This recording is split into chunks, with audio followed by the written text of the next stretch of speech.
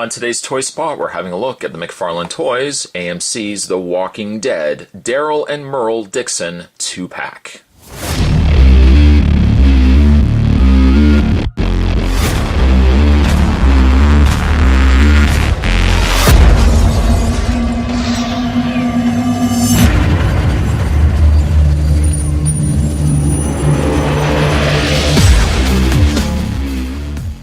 Features several accessories: crossbow, axe, prison keys, knife, and pickaxe. Merle comes included with the bayonet, hand, and interchangeable weapons. Spot picked this up from the good folks over at Entertainment Earth. I'm going to provide all the information down below. If you want to check out some really cool toys and get some great deals, click the link down below to Entertainment Earth. What's going on down below? We've got Daryl and Merle. Daryl and Merle down below. You know, funny enough story, Spot had the chance to actually meet Mike Rooker. This was right after he had done the movie Cliffhanger. It just so happened he was working, I think he was working on a movie downtown, and my dad was there, and he said, hey, you want to, Mike Rooker, do you know Mike Rooker? I said, oh my God, yes, Mike Rooker from Cliffhanger? He said, yes, Mike Rooker's here. Do you have any interest in coming down and meeting him? Oh, yes, I do. Well, it turned out I had to go back to school. Oh, such a devastating blow to my childhood. I could have met. Although, back then, he wasn't single-armed attacking zombies, but nonetheless. This packaging looks like more derived from the later seasons. Obviously, you got the prison yard going on there. On the side, it says Walking Dead, based on the hit AMC TV series. And on the back, other characters that you can pick up. We've got Rick Grimes with interchangeable hands and weapon, Carl Grimes, Andrea, the Governor, oh you Governor, Riot Gear Zombie, and Gas Mask Riot Gear Zombie. To see all our toys, go to www.mcfarlane.com.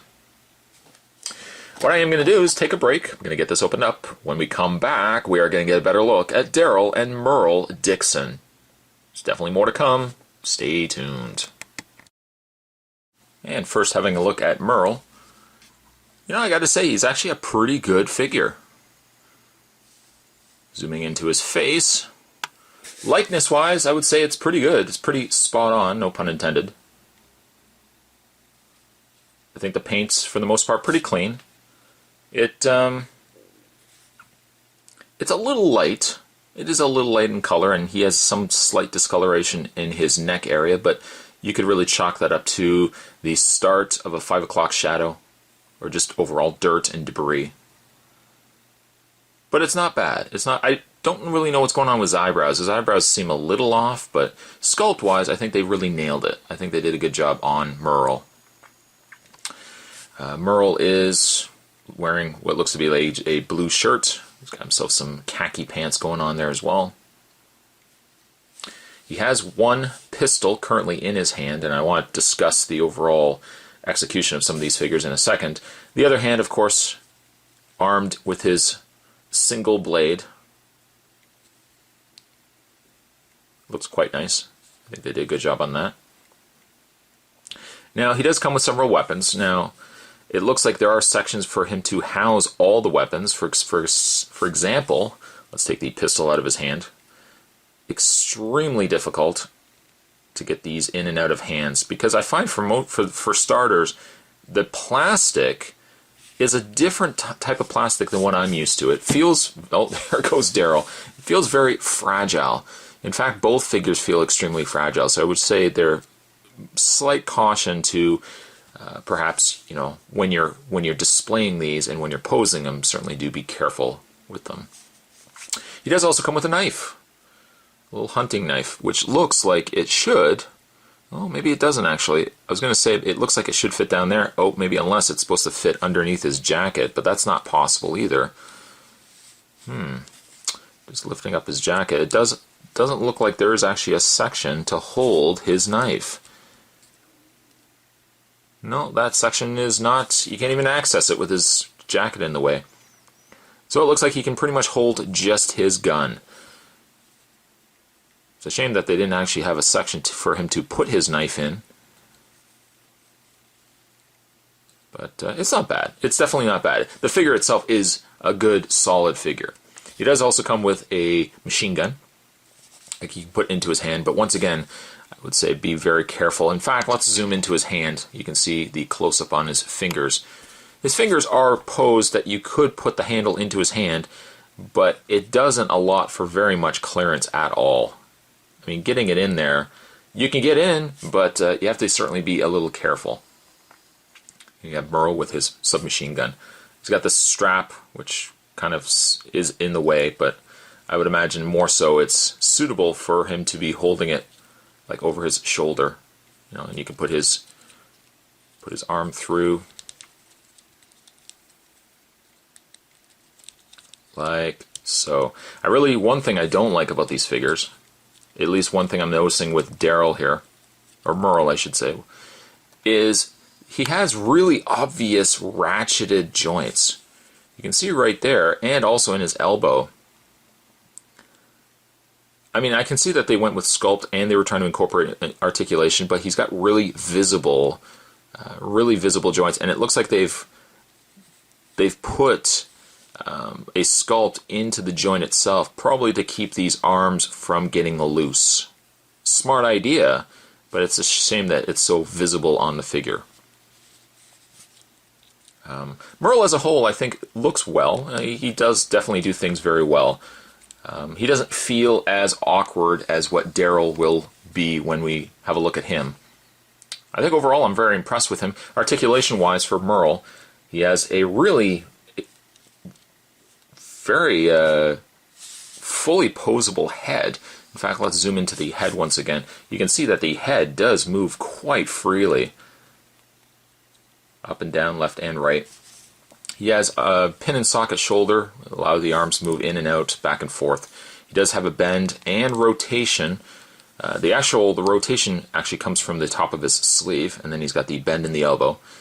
Doesn't have any rotation in the stump, where his blade will be here. It does have slight articulation in the waist, but you're not really going to be able to move too much, likely due to the sculpt that they put in there. Legs do go forward slightly, back slightly, and out. He does have a bend, which, again, showing the very visible, almost like a ledged, it is really a ratcheted joint, and I can understand why they would have put it in there, but it's just a shame that it's so obviously visible. And finally, he does have rotation and movement. Looks like a ball joint in the foot area. I would have really loved to see these come released with bases. Display bases, maybe had the character's name at the bottom. That would have been neat. Standing Merle, I don't think is so much of an issue. His brother definitely has a bigger concern. Merle, though, I think as a whole he's done well. He does feel very fragile, though. That's my only concern, but you know, you're probably likely going to pose him, put him on a shelf, and just admire it. Sculpt-wise, he's there. He's definitely there sculpt-wise. Articulation, sure, is also there, but he does feel a little fragile. Merle, I'm going to give him an 8. Moving along to Daryl, who unfortunately suffers a bigger problem. Daryl's biggest issue is that he's sculpted to purposely hold the crossbow. You can see that the way his shoulder kind of angles up, he is intended to have his shoulder up and to be holding the crossbow. I mean, without the crossbow in hand, he looks awkward. Kind of like his whole upper torso is just angling up there. The lower legs work pretty good. Although sculpt with his pants, they seem to have done something different with him versus what they did with Merle. He's got a very visible joint where he can move his legs forward and back. But then he's got this real awkward sculpt in the way his legs are positioned. You can slightly rotate the legs, not by really much. And my question is, if you can't move the legs all that much, then why did they even put that joint in there? You know, they could have just left it off and then just had the bend and rotation in the legs that what Merle has. He has the same articulation in the foot. I don't know why they would have put this piece here, these extra pieces of articulation here, when you really can't move them all that well. Especially when you move them too much, then they're just going to look out of place. Like if you bend a leg like that, it's going to look awkward. So I would say probably just keep it like that. They easily could have just left this section off and just sculpted this straight down and had the bend at the knee and could have easily been fine with the figure. But the issue really is more so the upper torso on Daryl. Sculpt-wise on the head, I think it does look like Daryl. Much scruffier. I don't think he's so much worried about a good haircut. Kind of just lets it go. Paint's good on his chest and on his shirt there. He's got some nice dirt going on in his arms. But he's got it's just awkward because without this, he's doing just weird. I mean, what I guess you could always really do is put some weapon in his other arm, this arm being here, put a weapon in his arm that he could be ready to swing. And then, of course, then it could justify why his shoulder would be higher up than the other.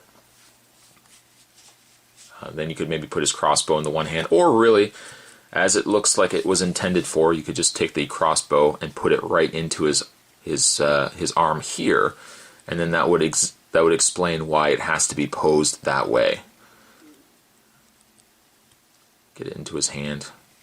He also it's awkward the way that they've got the crossbow too. Let me just zoom in so I can show you. Because this is closed off at the bottom, you can't just simply tuck the crossbow into his hand. You kind of have to sandwich the hand around the crossbow, or they've also got the clear elastic, which ultimately might be what I might just end up doing. Also, this strap tends to be a bit of a plaguing issue as well. You know what, we'll just take this elastic band off completely. Just take it off, and then we won't have to worry about it. Like so. There. Freeze it up just a little bit better. You can also drape it around his shoulder probably a lot better too. And get it into his arm. Like so. And I would say you really have to rely on his arm here to hold the crossbow properly. And you can have something that looks like this. I mean, guaranteed, Daryl is kind of built and designed to either hold his crossbow or to have some weapon in his hand that justifies why his shoulder is higher up than the other. To have him just freely standing like his brother, he does look awkward. With crossbow in hand, I like him. I just don't really like what they've done with the legs here. They just, a bit of a mess. It's a bit of a mess. Articulation-wise, let's just take the crossbow out of his hand. Articulation, it's the same really as Merle here. He does have a ball joint in the head, moves left and right very easily, up and down. He does have the ratcheted ball joints up at the top here, so the arms move forward and back. He has a bend and rotation in the bicep, bend at the elbow, a hinge and rotation in the hand. He has a swivel. Actually, he does have a ball joint in the upper torso as well, and then all the points and spots where I mentioned about the legs. He's not the first, well, I think he might be the first Daryl, but he's not the last Daryl. I think we are getting another Daryl as well. This Daryl's good, I think, for displaying with a crossbow, but to put anything else in his hand, you really have to plan out how exactly you want to pose him, because without, with him just being on his own, with him just standing on his own, the sculpt on him just makes him look awkward. He's really designed to hold something in this one arm, even though unfortunately, it's really loose to hold anything in his one arm. Daryl, though I like the sculpt, I'm kind of disappointed with the way that he's posed. I understand it works for the crossbow, but without the crossbow, you're not feeling it as much. Daryl, I'm going to give him a 7. Overall, I do like this set. I like them for their own respective reasons. To have them in a crossbow, I mean, they look nice on a shelf. They're definitely a nice asset to have. Gripes, they do feel a little fragile.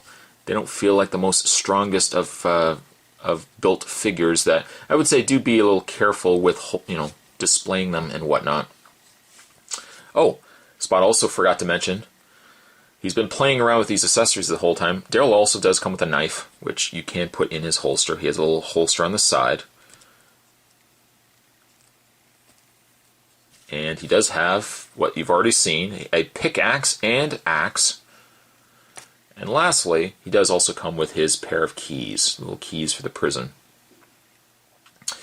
Yeah, it's a good set for the fact that as a display piece to have him with the crossbow and have Daryl next to him. I like Daryl. I like Merle.